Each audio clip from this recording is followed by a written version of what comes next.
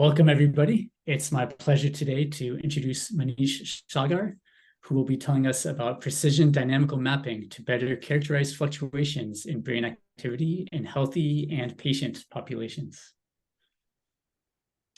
Great. Thanks so much for having me, Henry, and the AATRN team. I just realized I missed the R in AATRN in my main slide. But I'm so happy to be here. And today I'm coming from the psychiatry department at Stanford. I have some background in computer science and a little bit in math. And we are using these TDA tools to understand the brain dynamics in general, but also applying it to atypical brain dynamics in patient population and see if we can get better biomarkers of these disorders. So to motivate the application of TDA in psychiatric space, I have this very simple slide, cartoonish, but it hopefully gets the point across. So let's compare two disorders, one, let's say, or disease, diabetes, versus, let's say, the other mental health disorders. And let's just look at, let's just compare the two and understand why the mental health disorder space is much more complex and why we have not had perfect biomarkers for different conditions.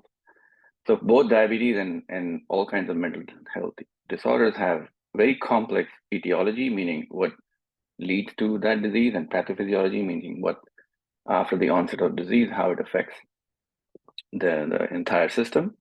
So it's pretty complex, but the good thing in some ways is that for diagnosis, we have a very precise biomarker. You can measure in the blood the amount of glucose, or more specifically A1C, hemoglobin A1C, and then that gives you a very precise marker of where you are in the spectrum of diabetes severity. On the other hand, for the mental health disorders, we still, clinically at least, rely mostly on the behavioral symptoms. So somebody will talk to you, and we have a checklist they go through, and then based on the checklist, then they decide based on the symptoms you have what kind of multiple behavioral symptoms lead to multiple disorders, and then based on that they make the diagnosis, which sounds okay, but the problem is that when you have more precise biological biomarkers, like in case of diabetes, hemoglobin, then being a biological feature, it allows you to do precision diagnosis, can be used to track the management of the disease. And obviously then you can test multiple treatments and see, okay, if I have XYZ treatment and brings the hemoglobin back to baseline, then that works. Otherwise it doesn't work. But in case of symptoms, because it's very subjective and a non-biological entity, it's very hard. So for example, if a few hundred years ago, or even 100 years ago, if you are only treating, let's say somebody has a fever and you treat the fever, the symptom, you don't know what the underlying cause is, it likely will give them some relief, but won't cure the person. The same thing is kind of happening here. We have comorbidity, meaning multiple disorders exist, and the treatments are targeting the symptoms, not the underlying cause. And so the search is for finding biological features. So for us to able to kind of create better treatments, the holy grail in psychiatry and neuroscience in general is to get underlying biological mechanisms and features that you can reliably rely on to create diagnosis, treatment, as well as test their efficacy. So why is that so hard? I mean, for every other disease we just measure the organ. So it's like a hard thing that you take beautiful pictures of the heart, and then you can make sense of what's happening there. So why can't we do with the brain? The issue is that the non-invasive neuroimaging is still, in some ways, it has advanced a lot in the last few decades, but it's still very, very nascent in terms of the data quality. So the two main challenging in neuroimaging, non-invasive, meaning you don't, no blood involved, you don't cut out the brain. Invasive imaging, fMRI, EEG, other modalities, they are typically very noisy. And the other challenge, which I won't go into detail today, but that also exists, is that pretty much and this could be, the other challenge could be because I'm kind of from the engineering math background, that why don't we create these models that we can then test the things on? So people, at least in the field, are not widely using biophysical models where we take our hypotheses and put into concrete maths that we can then test whatever hypotheses are generated out of it. So for example, you can create all kinds of ODs and PD kind of models of spatiotemporal dynamics, and then based on that test, okay, it's schizophrenia, for example, I expect the dynamics to change this way. Let's look at the model, let's see from some kind of model inversion, then you can go back to the local aspect of that model and see if that is indeed the case in the real data. So this is coming up, but not as widely used. And today I will probably focus more on the first challenge, but happy to chat later if there's more interest for the biophysical modeling part. But for the non-invasive neuroimaging, what has been happening traditionally, and this is very traditional, there are cooler and cooler approaches coming each day, but typically to reduce that noise that I talked about, the measurement noise, we end up averaging data across space, time, and people. So as much averaging as we can do, we do so that we have clean enough signal. So for example, we can have papers like, okay, at the group level, kids with ADHD versus kids who don't have ADHD, their brain looks like this, which is definitely a useful piece of knowledge, right? To see at the group level, the groups differ, but as a psychiatrist, if you're interacting with patients and a patient walks in the door, that group information doesn't really help you as much as you want. But so in that regard, people are kind of, researchers are moving away from group-based stats to do more individual participant, to even furthermore to do within session, picking up changes. People are also doing the other way around from in the space rather than sticking at their statistics at their across entire brain, moving toward brain region or single voxel, which is great. And similarly, people are moving towards time, but not as much. So rather than averaging data across the entire scan time, now we're trying sliding windows, but why not go all the way down? Like, why do any averaging at the outset? Meaning averaging is good, I'm not against averaging, but why not do the collapsing or averaging of the data based in some data-driven manner rather than we stick, okay, we're going to look at a sliding window of 1 minute. And the issue with averaging also in the dynamics is very interesting, is because you could potentially, and this is a big, still naive look at things, but we could potentially say that people who have ruminative tendency, where there's kind of have repetitive thoughts that they are not able to get out of, may have very slow dynamics, whereas sticky dynamics in some ways, whereas people who may have attention deficiency might be jumping all over the place. So the dynamics may play a very key role in providing that biological anchor or feature that I talked about, which we can't or we will miss if we just keep on averaging at the outset. And that's basically our lab's main focus is on to not average data, at least in time, maybe in space based on like some other parcellation or network to understand, because we have a lot of data in terms of the functional organization of the brain. We know that the brain kind of different brain regions go up and down in synchrony, and there is a lot of literature there, but we don't have that much rich literature in time. So we try to stay away from averaging data in time as much as possible. So the hope eventually is to go away from any kind of averaging and let the data tell you where and how to look. And that's, we're calling it like precision spatiotemporal mapping just for fun. But the idea is to understand the shape. And that aspect of understanding the shape of the data obviously then took us towards TDA tools, especially Mapper. And thanks to this awesome paper by Gurjeet and Facundo and Gunnar, where they came up with this cool technique.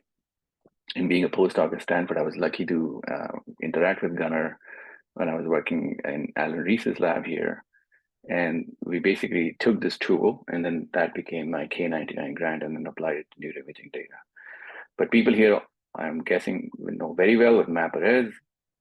The idea is to somehow take the whatever point cloud data you have and come up with some kind of a skeleton graph that then that can preserve some aspect of the shape, in this case a closed loop, and then you can study it as a network potentially. Thanks to Caleb, we have this cool representation in his paper as well, like the synthetic data of trefoil knot. If people don't know about Mapper, let me very briefly go through it. Is if you have this original 3D trefoil knot, which is essentially a closed loop, then what Mapper does, it has like this 4 different stages. One is just reducing dimension, because typically we're not living in 3D. With the neuroimaging space, we're living in hundreds, if not thousands of dimensions. And I'll show you some examples in a bit. And how do you go from that to a lower dimensional space while preserving some aspect of the shape? Because again, keep the point of view of a clinician here, because you're not going to expect a clinician who is looking at one patient at a time to somehow be able to look at high dimensional objects and make sense of it. For that clinician, we need to create some representation that is easy to see, and it's kind of specific and sensitive enough, and also reliable enough that they can visualize and think of it like a CT scan, that they can see it like, look, oh, it looks like there's something happening here. So we need some kind of CT scan for brain dynamics, and that's where we try to use this mapper. So stage one is your dimensionality reduction. So you just get rid of the Z dimension, for example, you go down to X and Y. You bin the space because you want to, in this case, preserve the local properties of the mapper graph, or local properties of the original data. And then this hack of partial clustering is pretty cool, because what you do is whatever information you lost by doing the dimensional reduction, you want to preserve it. So you, within each bin, for example, this one, you go back to the original space and try to cluster the data in the low dimensional space based on the information from the high dimensional space. So here, in this bin where the crossover is happening in the high dimensional space, we know the green points are farther away from blue and red, and you bring that information back here somehow. And then you connect the dots based on the overlap. So if the degree of overlap determines how connected the graph is going to be, and if the parameters are all perfect, and obviously there's some issue with how do you select these parameters, but if everything is perfect, then you get the nice graph. And the beauty of this graph is that as compared to any other point cloud dimensionality reduction technique, you go a few more steps and then you like just change the layout or pull it up like a B, then you get the entire closed loop. So the hope is that we can do this with not just synthetic data sets, but also much more complex neuroimaging data sets. So here, I was telling Henry, I'll try to finish in 40 minutes, but I have too much, but I'll go a little bit slowly in the first two and then speed up, but I can slow down, so feel free to stop me. But I'll start with some applications of fMRI data, and then how we are evoked versus intrinsic, and then how we're using it in different interventions or disorder conditions, and then also talk about some method advances that Caleb and other people in my team have come up with. And then I'll leave you guys with some open questions, which I think would be very critical to apply tools from TDA, not just Mapper, but other tools as well, to neuroimaging and in general medicine space. So starting with the first one, this is the first application we did. So we took fMRI data. In this case, it's essentially a 3D in time, so it's a 4D data. But when we measure it, we get anywhere from, based on how high the resolution of this data is coming from Peter Benettini's lab at NIH. So they had 7 Tesla, meaning a very strong magnet. So they had very good spatial resolution. So we could get about 300,000, 270,000 voxels in time. So it's a very high dimensional data. It doesn't mean the brain lives in the high dimensional space, but it's kind of cool to not collapse in any way and let the data tell you where the information is. So we didn't do that. So we didn't collapse across space. So we had the entirety of the space, and then we kind of roll this 4D data into 2D by simply just looking at time as rows and voxels as the features or columns, and each row essentially is giving you the entire activation of the brain at any one time point. And so we go through the 4 steps of mapper, filtering or binning. Here we first use some kind of basic neighborhood embedding like isomap, where each dot is essentially the entire brain activation point, any one time point. Still, it's a point cloud. From here, you do the binning, do the partial clustering in the original space, and then you create a graph. Now, the clustering also allows us to kind of compress the data. We're not averaging, but you're just representing multiple time points with a single node. So here, for example, you could have any 3 volumes which look spatially very similar get kind of represented by a bigger size node, showing that it has more kind of TRs or rows inside it. And the other thing is to keep in mind is, even though we're studying dynamics, Mapper really doesn't care about the temporal structure. That's one of the open questions. How can we create more, I don't know, sensitive, time-sensitive mappers in some ways? Because it doesn't care about time. You can shuffle the entire row and still get the same graph. But so we applied this to this data set from Peter Benettini, where they had participants lie inside the scanner, 7 Tesla scanner, and go through 4 different conditions in a single session. So 3 minutes, they just look at the plus sign, let their mind wander. Next 3 minutes to do a working memory task, which is a little bit more cognitively demanding, where you have to remember 2 back, meaning for each like square that pops up, you have to remember if the square came 2 pictures back, then you press a button. Nemo is more like, this is a video task, is more like resting state. You're just chilling, relaxing, and every time Nemo shows up, the fish, you press a button. Math is also very, really simple. No, it would be fun to actually do some kind of TDA math in the scanner, but they just did basic math. And then you kind of repeat this again. The good thing about this data set is we knew the ground truth. We knew at what time the task transitions to the next, and we also know the behavior. So this was kind of a good test for the mapper application, the first test at least, to see whether we can pick up these obvious transitions between two tasks as precisely as we can, and also can we predict, based on the mapper graphs, can we predict the behavior? Ultimately, the goal is that these shape graphs that come up with, they will be related to some clinical scale. So here's one. Everything I present here is like single person level, so 1 person data.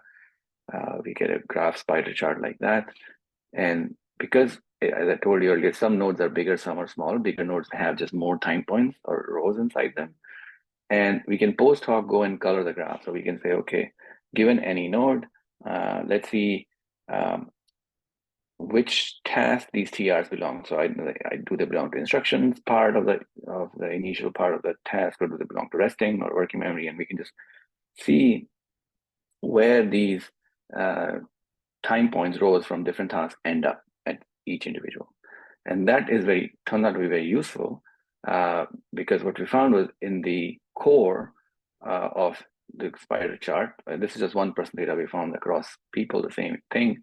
The core is where you had tasks which require more cognitive effort. And if it makes sense, because when we require a lot of cognitive effort, you're kind of very focused. And we know that when you're very focused and into this high cognitive demanding task, then the brain states don't transition as much. It's the same activation pattern kind of repeating again and again. So it makes sense. It makes a lot of sense then that tasks where you require a lot of cognitive focus, there they are highly similar with each other, and they end up becoming highly connected as a core. Whereas you're doing in the periphery, when your mind is wandering, you could be all over the place. And that's what resting state is, kind of excursions of this mind, chirping of the mind, both in video and resting state. And we represented it as a pie chart because we didn't want to lose this information about how many TRs are where. So quiz time. So one of them, there are 2 different people. One of them was the best performer on the task. Across all 4 of them, one of them is the worst performer. And Caleb and I for sure know it. Maybe anybody, I don't know if you can do poll. So let me just give the answer. It's so much fun to do it in person because you can see people raise hands, and almost always everybody says this is the best performer, and turns out to be the worst performer on the task. And if you look closely in these graphs, because of the mapper gives you this graph, then you can do some kind of basic network science. And we see here is this very high modularity, meaning the red nodes prefer the red nodes, yellow prefer yellow more often than the other ones. So what you have in the best performer is these brain activations, which are very specific to the task. Whereas in this worst performer case, yes, resting state is all over, but this person's brain dynamics or the state transitions show that no matter what task they do, the brain kind of looked similar. So either they were very stressed out, like the stress network was up, or they were sleeping inside the scanner. And that can happen sometimes. And by just looking at this basic property of the graph, we can say, okay, if you just look at the modularity, and this is the modularity post hoc, meaning we're not running a modularity detection, we're just saying, given the annotation by the task type, what's the quality of modularity, and that tells you, that was rated with like how correct you would be, how quickly you'll respond, and how many things will you miss. And from this, we can go back to time as well. So we started with the 4D data, we did the compressed representation mapper, and then we can go back to this thing called recurrence matrix, which tells you how similar each time frame was to every other time frame. And it's very simply done here. It could be more fancier ways of doing it, where we said every node which has X number of TRs, they all get a non-zero value, meaning these nodes or TR or frames within each node are highly similar to each other. So wherever they end up, we get a non-zero value to them, and everything else is 0. And we get this nice blocky structure.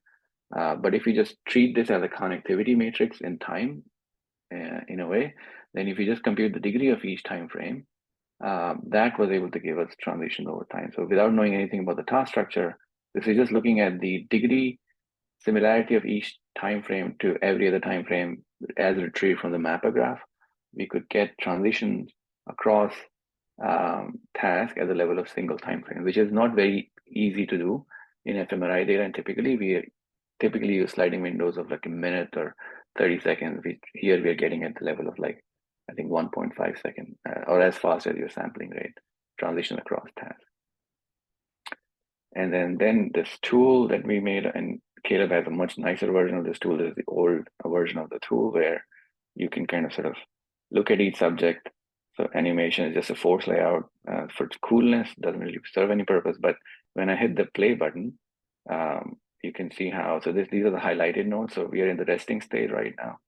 So you can track how, as I highlight each time point, where the nodes are, which has those time points. So you can see it kind of like a comet-like thing. And in the resting state, now it comes the instruction phase. And now when it comes the memory phase, it's going to spend much more time inside this core because that's what that person was doing. And then you can do some kind of spatial mixture modeling to look at in real time, or at least in the not real time, but at the single TR level, how the brain regions are activating and deactivating. This gives us very fine access to transition in brain activity. And these are statistically thresholded plots, which is, if you look at any raw fMRI data, it looks like the whole brain is lit up all the time. You can't really see the activation, deactivation, but because in Mapper, it is kind of providing a lens for us to look at these TRs only, and that allows us to kind of reduce the noise and have a higher signal-to-noise ratio to pick up these transitions much nicer.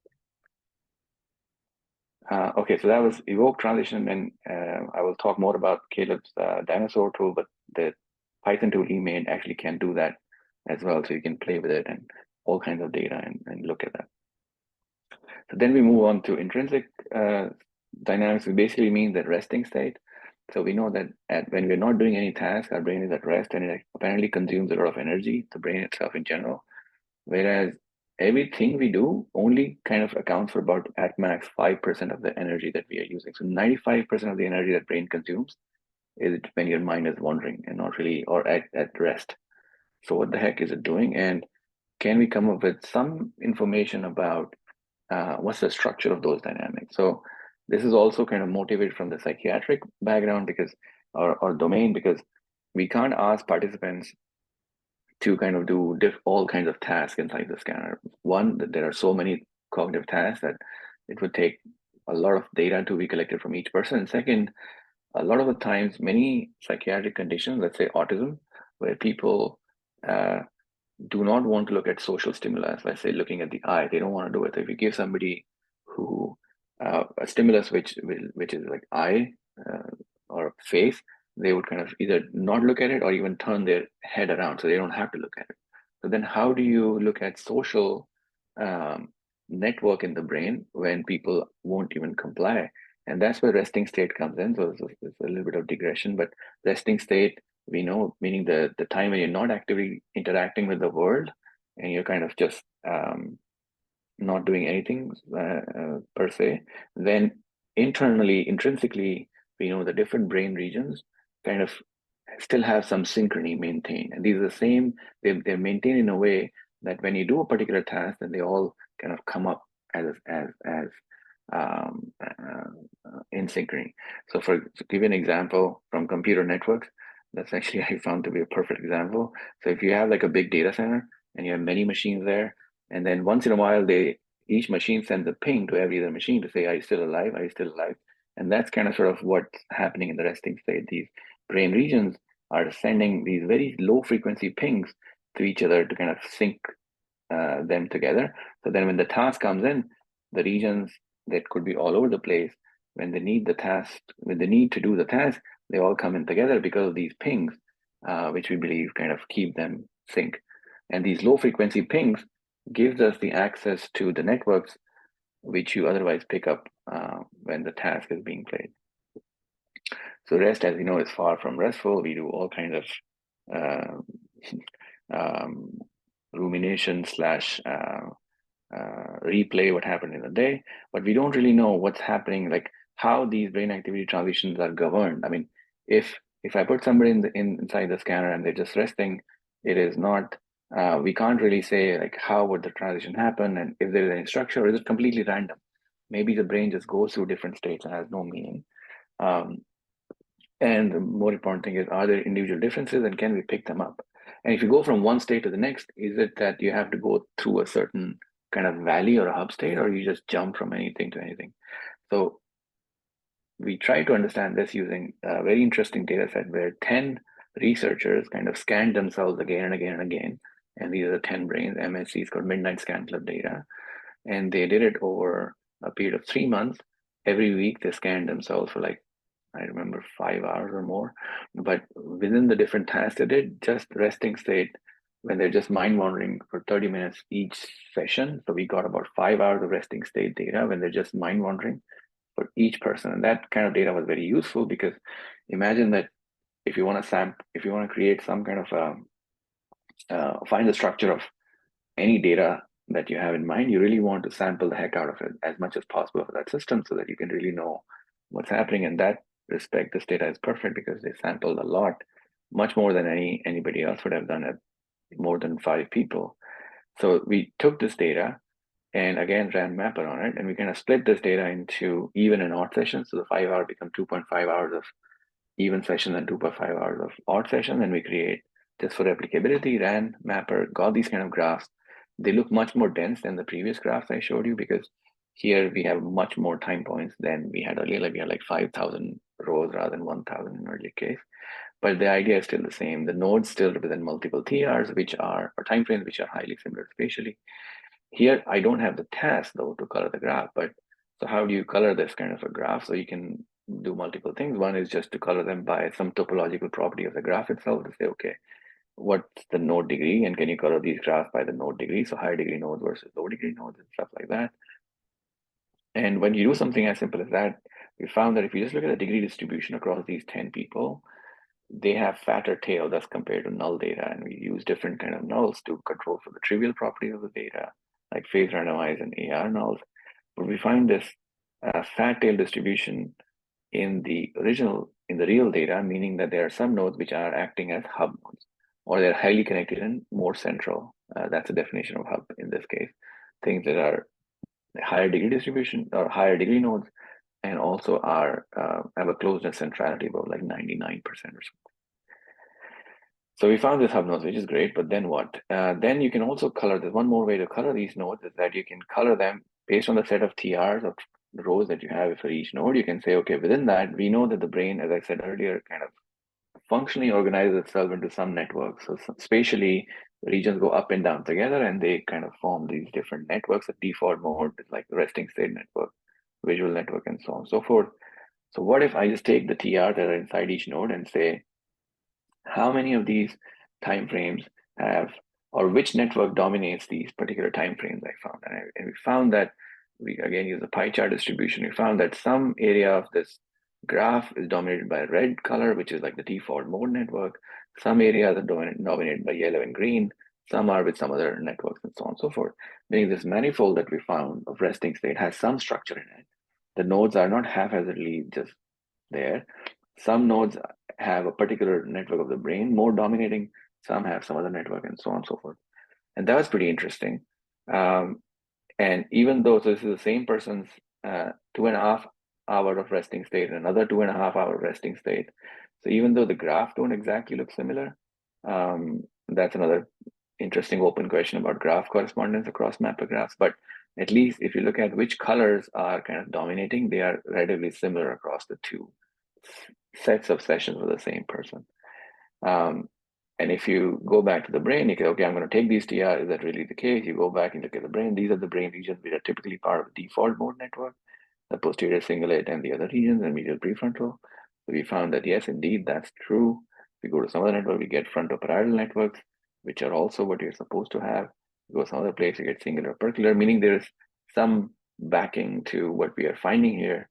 But then another interesting thing pops up is when you have a hub node, which doesn't really particularly dominated by any particular network, they also exist. So hub nodes, for some reason, central nodes, don't really care about any one particular network. But if you look at the across people, which networks pop up on the periphery of the manifold is highly subject specific. So the same networks pop up again and again. This is a matrix that shows which networks on the mapper graph go up and down together. And there is some similarity there. So there is more within participant than between participant, meaning this could be like a fingerprint for that person. at least for those 3 months. You can go back in time, just like we went with the task data. And here again, we use like this approach of winner take all, meaning within that node, whichever TRs are there, that part of the node, which has the default mode, the red color more in majority, then all the time points within that node gets a red color. So you can kind of go back in time in a not very precise way, but in winner take all fashion. And you can see if this is time, then the color represents which networks are dominating at different time points. And based on, and the gray color here is the hub nodes, which don't have a particular network dominating. And you get these kind of nice charts, but you can run a simple Markov chain on top of them to compute a transition probability.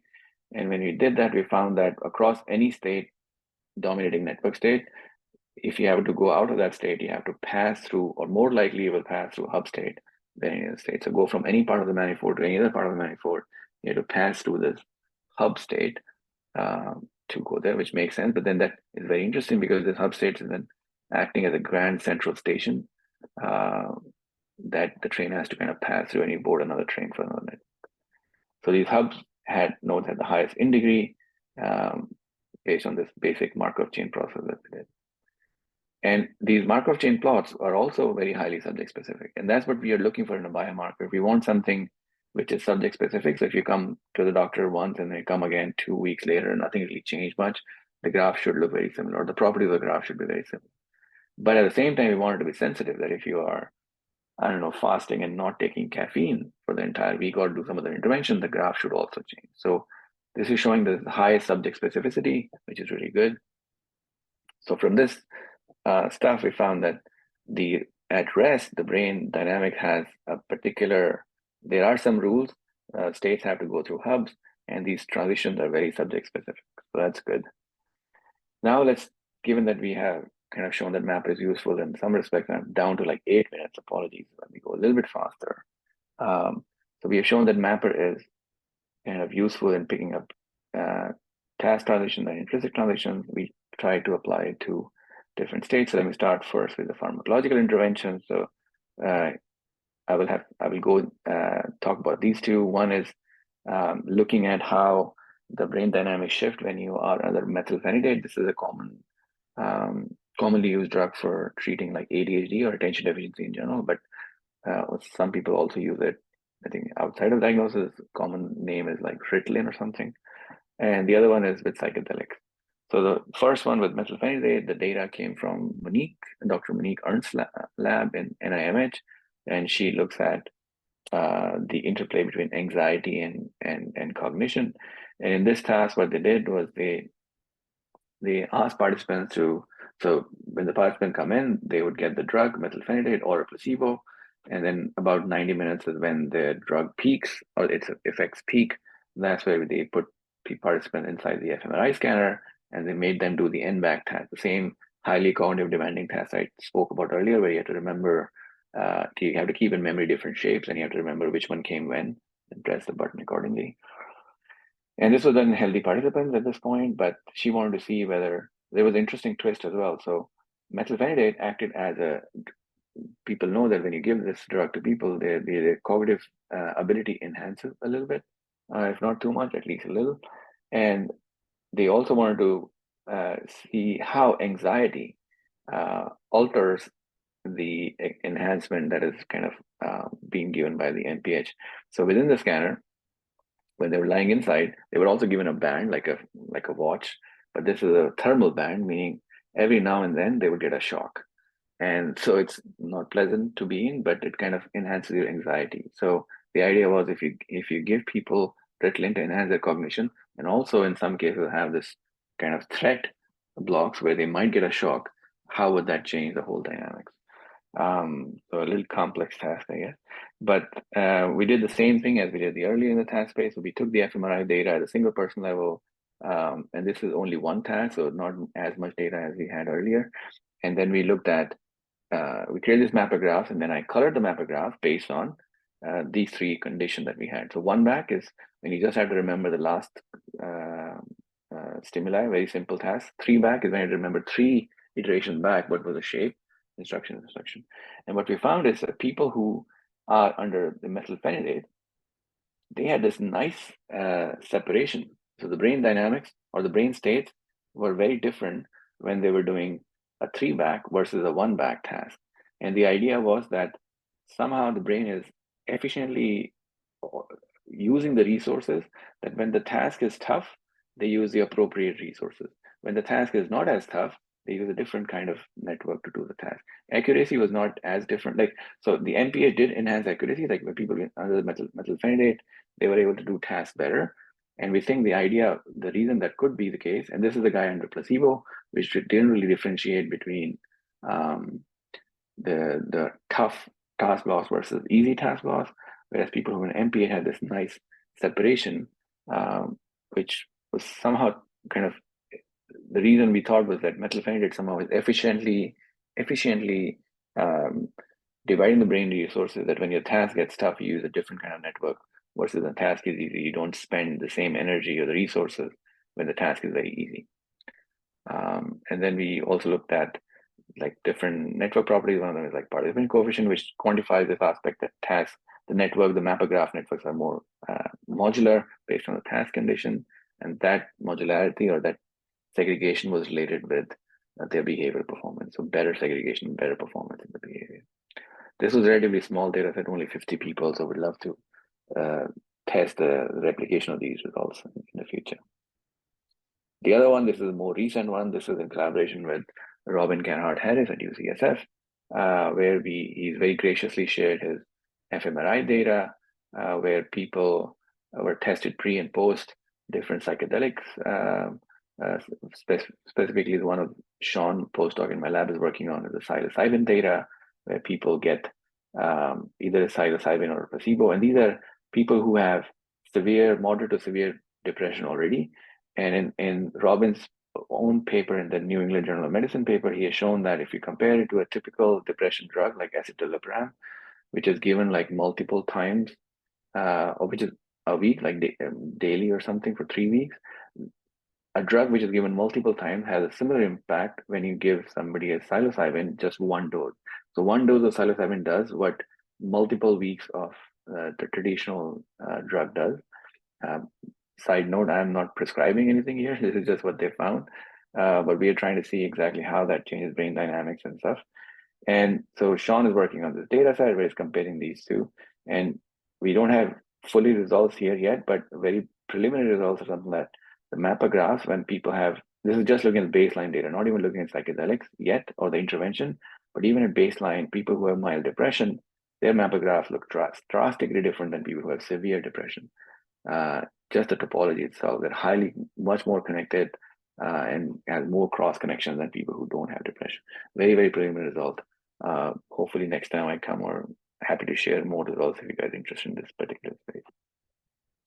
We have tried this on neuromodulation. This is a collaboration Amit, and more data is coming in from another collaboration from Nolan Williams, who's at Stanford as well. And Niharika is leading this project in my lab, where people in Amit's lab kind of, so if you guys know about TMS, this is like a transcranial magnetic stimulation device where you can zap different regions of the brain very precisely. And we want to see when you do this zapping, how does that change the functional organization, not the dynamics, but just the functional organization itself. Meaning if you zap this area, how does this area's connections to every other area are changed now?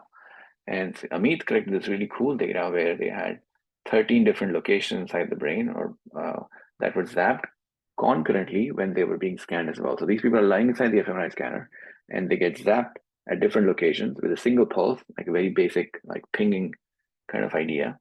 And they wanted to create something called a causal connectome and how each region is causally affecting every other region. And we applied, again, Mapper on this, but this time it's a transpose matrix, meaning it's not time, it's space here, and time is in the feature. And we wanted to see how the brain regions are connected to every other brain region and whether that gets changed when you zap. So we have resting state where there was no zapping, and these are colored by how different brain regions are kind of nicely organized at different networks. The color defines a different network of the brain. Interestingly, when you zap the brain, you get these bullet holes in the manifolds. And this is what you kind of expect because this is like single pulse zapping happening. And you get these nice bullet holes popping up every time the zap happens. And it kind of restricted to that network that is supposed to be. But we're able to visualize this very nicely So Niharika is working on it to write a paper on this. But this is the idea was that mapper was picking up these very localized changes beautifully that are very easy to miss in more traditional fMRI now. We're applying this to also this ABCD data, where if you know, we have about 10,000 kids in this data set, which are scanned when they are 9 years old, all the way till 19. So they will be scanned every other year across US. And because this is like a generic data set, the prevalence of different disorders is still there. So just like in US, we know 3 to 9% of the kids may get ADHD diagnosed. So we have this opportunity in this data set to see if at baseline people are diagnosed with some disorder, how do they transition? Or if they have no disorder and suddenly a disorder diagnosis happen, how did the brain change from pre to post? So we have some preliminary data set on this. Happy to chat if there's interest. Preliminary results on this. Happy to chat if there's interest on this as well. Lastly, very quickly, let me go to the awesome methodological advances. Big shout out to Caleb again. He has this nice dinosaur toolkit that you can use for visualization and interact with data. Again, Caleb and Samir, a postdoc in my lab. I think he used to work with Facundo, and now he's in some awesome startup where Samir and Caleb kind of came up with this cool idea that rather than doing any kind of dimensional reduction in mapper, what if we don't do any dimensional reduction and do some kind of intrinsic binning where you stay in the high dimensional space throughout? And this also turned out to be one of the most scalable runtime wise has the least complexity, and they will be more than happy to chat about that if you guys have questions. But here's a link to the paper and the toolbox that you can play with. Mungson, another postdoc in my lab, and Samir also came up with this cool idea of temporal mapper. So bringing in, as I said earlier, there's no information in the current mapper about the time structure, but they wanted to bring in the time structure back to see how different nodes that we have in the mapper. So rather than creating a directionless graph, you can have a directed acyclic graph or something like a DAG, or directed cyclic, doesn't really matter, but have a directional graph which keeps into account which time point came when. So we know in time what comes first, right? So based on that, we can create a graph which has these directions. And Mungson showed that beautifully, that actually can pick up if you took synthetic data from biophysical network modeling, where we know exactly how the transition happened and where are the different attractors in the dynamical system. This directional mapper graph was able to pick up those attractors very nicely. Lastly, Daniel Hasagan, who spent a year as a software engineer from Twitter, actually spent a year, and now he's at in New York in grad school. He came up with this idea with Samir and Caleb to look at how different stages of mapper can have, as obviously has different choices of angle to filtering to binning, how each one of these affect the final mapper graph based on the output, based on the synthetic as well as real data. So it just came out in bioRxiv. Check that out as well. Lastly, open questions. So parameter selection is a big deal with mapper. If you have ever played with mapper, you know. How can we statistically, I think talk to Alex about this as well, how can we statistically pick up, or with some statistical background, pick up these mapper parameters, joint learning of mapper and brain network approaches, for example, not just the biophysical network modeling part, but even the parcellation of the brain, that people parcellate the brain of these different networks. Can we do some kind of joint learning so that not only we're looking at the temporal mapper, but a spatiotemporal mapper? So that helps us so an easy idea is you run the mapper on the time by features, and then you transpose it on another mapper based on space by time. And can you somehow learn from these two mappers, look at not just temporal organization, but spatial organization as well? Next one is neuroscience informed filter functions. So rather than using like isomap, if you used some connectome based dimensionality reduction, will that give us a better handle on brain dynamics? Multimodal integration is also very interesting. Capturing higher order interaction. This is kind of the idea of merging mapper with precision homology, maybe. So rather than just looking at activations, but look at not just co-activations, but triplet interaction and more, and use mapper to visualize it.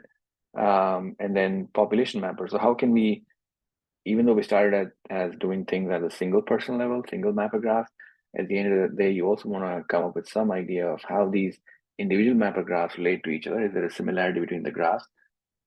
That is, at least to us, is still an open problem as well. How do you do the graph correspondence and create a population mapper graph given the mapper graphs you have? And then signal a mapper graph is also a cool open question still. So hopefully I convinced you that even though the mental health disorder is kind of very complex as well, but in addition to behavioral symptoms, if we look at dynamical features and some kind of modeling, we might be able to zero down on some biological features that can be useful. With that, thank the funding, thank the awesome people in the lab, and the collaborators, and feel free to reach out later if you have any questions. And thank you guys for having me. 6 minutes over time, unfortunately. No problem. We like to have extra space so that we still have time for questions at the end, which we do. So, but before we get to questions, let's please unmute ourselves briefly and applaud for the speaker. Thanks so much.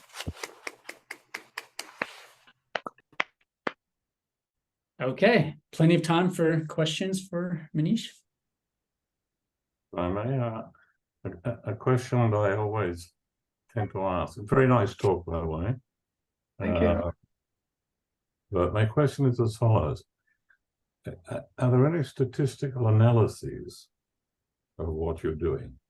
So that if you say, this group is different to that group because there's there's an arm coming out, how do you know the arm is significant and not just random noise? That's a very good question. And the answer is, for now, what we're, and the issue with parameter selection, I kind of sort of has the same problem. So if in one parameter I see the arm and I change the mapper parameter, I don't see the arm anymore. So how do I know that really is there? So there are two ways we're trying to solve it. One is we use data set, which are, for example, the null data set I showed earlier, which capture some trivial properties of the data. So like the covariance structure of my data is captured by them, some linear properties of the data is captured by them. And we show that with the same mapper parameters, we have real data and we have null data. And the null data mapper graph don't show the features that you see in the real data mapper graph. And you do some kind of bootstrapping and you create thousands of these nulls and show the property you see in the mapper graph is real. So that's one way, is by bootstrapping the data itself and use the same parameter to show that it's not there in the null, but it's there in the real. The second way we're doing it is we do this thing called parameter perturbation. So when we get the kind of a property that we're interested in looks good, then we perturb the parameters by like going plus minus 5 on each dimension and show that in the majority of the cases, this feature that we found exists, and it's not just one value of the parameter that the feature exists. So these are the two approaches we are looking at, but I would love to know if there are better ways of doing it. Oh, there probably isn't. I mean, the fMRI analyses that I'm familiar with are the ones that come out of Carl Fristen's group. The DCM group. Yeah. Right. So Fristen is different because he has underlying statistical models and allows him to do statistical analysis. Yeah. True. Very true. Yeah. Okay. Thank you. Yeah, pleasure. All right. There's a question from Shail. Please go ahead. Hi there. Yes, thank you so much for your talk, Professor. So when you opened the talk, you mentioned this motivating example of diagnosis, which is probably the most relevant application for neuroimaging, which is my field, TDA and neuroimaging. And I guess I was just curious. So in a lot of your work, you focus on features like modularity and degree in these networks. And I'm curious if you have any sense of, whether those features or other types of features from these graphs would actually be relevant from a diagnosis standpoint to clinicians, if there are other, or if these types of features would have to be kind of linked back to biological mechanisms for them to be more relevant. Kind of curious what you think. Yes, very good question again. So one of the features that we are finding in this particular data set from ABCD, where we have these kids across the US, and we are finding that this hub state, so how many hub states, this is the resting state data. So if you remember the resting state, we have these hub states that act like a grandstand central station that you pass through. And we are finding that the proportion of hub states. So if people have more hubs versus less hubs, that is apparently linking. It's very preliminary results. We've not been peer reviewed, but we are trying to get some results out soon. But preliminarily speaking, the proportion of hub nodes, which represent the proportion of transition, for example, is linked to ADHD. We find that people who jump out or have more transitions, or who actually live at that train station that I talk about, like who are not really committed to one side of the manifold or the other, they're more often kind of transitioning, has been linked with the clinical scale of attention deficiency, for example. Similarly, Caleb has this cool paper that he's working on, hopefully it'll be out soon, where he looks at how ruminative tendencies are linked with, on the other side, stickiness, where they actually don't transition as much. So the example I gave, luckily we're kind of finding that dynamics is picking up both the ruminative tendencies, the stickiness part, as well as the lack of stickiness or too much transition part as well. So features like that give you a direct access to the behavior. But talking about mechanistic, that's where the biophysical network modeling comes in. When you have this network and you're generating the synthetic data, and you can tweak connectivity between, let's say, hippocampus and some other region of the brain, and then see how the generated data looks like and whether it still has those hub nodes. So, for example, if people say, oh, you take this drug, let's say methylphenidate, and just making it up, but it tweaks the connection between frontoparietal network and the default mode network or something. Then you do that in this toy model. It's not a perfect model, but a biophysical model, which at least have some reality to it. And then you see whether the data that's generated out of it, and you look at the mapograph of that generated data and see whether that kind of sort of does what you wanted to do. That gives you an idea on the mechanistic action underlying. But it's hopefully not too long away, and hopefully we can get there sooner. Right. And I'll just a very quick follow-up because there's another question, but just, do you normally start, like, are you trying to use these tools from an exploratory perspective of we'll generate hypotheses by looking at these graphs, or do you start with the mechanism of kids with ADHD we get the sense that their brain kind of jumps around more, so we'll look for these transitions? And that's my last question. That's a very good question as well. So yeah, so we tried, but Mapper is very exploratory in nature, so we definitely try from the exploration side. But as we are looking at more, like we started with the task data, completely exploratory, resting state exploratory as well. But now we're getting a sense that looks like these hubs, for example, have this link with ADHD. So going forward, we'll probably have much more hypothesis-driven analysis, but until now it was very exploratory. And that's why we had to kind of show the replication of whatever we find, that it's actually replicating in completely unseen data and so on, so which is what people should do anyway. But yes, we are hopefully getting into the hypothesis-driven territory now. Thank you. Junyin, please go ahead. Hi, thank you for the talk. I have a question about the mapper graph we see. So could we go to a slide with a mapper graph? This one, maybe. Maybe Okay. another one. This is not as yeah. For example, this one, the one back, Sure, three pretty back. one. Okay. This one. Yeah, okay, this one will do. So for many of the mapper graphs we see this, there are some sort of flares around some central core of nodes. But there seem to be two kinds of flares. One kind that just shoots out but never comes back, but some other kind shoots out and then it returns to the core in a different location. Do you have some sort of interpretation, like whether these two kind of flares behave differently, or what are they doing?